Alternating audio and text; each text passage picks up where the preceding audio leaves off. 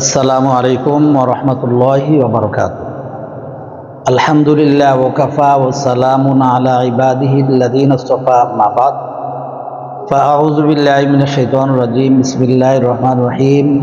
ওয়া ক্বালা ইরকাবু ফিহা বিসমিল্লাহি মাজরাহা ওয়া মুরসাহা ইন্না রাব্বী লাগফুরুর রহিম। সাদাকাল্লাহুল আযীম।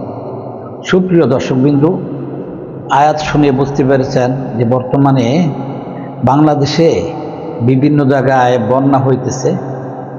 আসলে বন্যা এটা একটা গজব। হযরত নূহ আলাইহিস সালামের জমানায় যখন মানুষ নাফরমান হয়ে গিয়েছিল, নবীর কথা শুনতেছিল না, তখন রব্বে কারিম গজব দিয়েছিলেন প্লাবন নামে, বন্যা নামক গজব দিয়েছিলেন।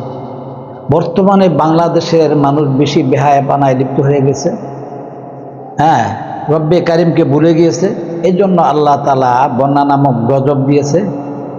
আমি আপনাদের সামনে আলোচনা পেশ করার উদ্দেশ্য হলো যে যেই জায়গায় বন্যায় আক্রান্ত হয়েছে, বন্যা কবলিত হয়েছে, অর্থাৎ বন্যা হইতেছে, প্রত্যেকটা মুসলিমের জন্য জরুরি বন্যা কবলিত লোকদের পাশে দাঁড়ানো।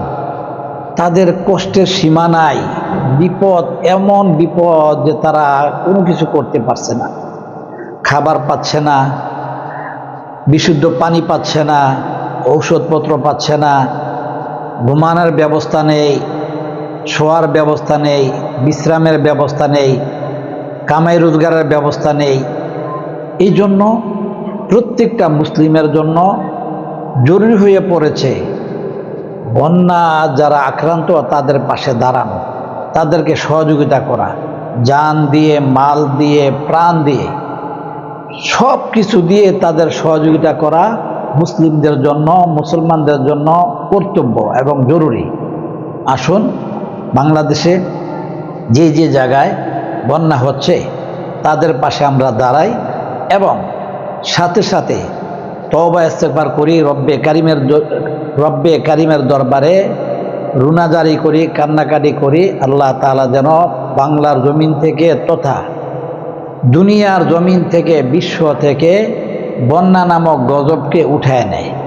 এই জন্য প্রত্যেকে দোয়া করতে থাকি বেশি বেশি বন্যা নামক গজব থেকে মুক্তি পাওয়ার জন্য। আসুন তওবা ইস্তেগফার এবং দোয়ার ইন্তজাম করি বন্যা নামক গজব থেকে বাঁচার জন্য। ওয়া আখিরু দাওয়ানা আনিল হামদুলিল্লাহি রাব্বিল আলামিন।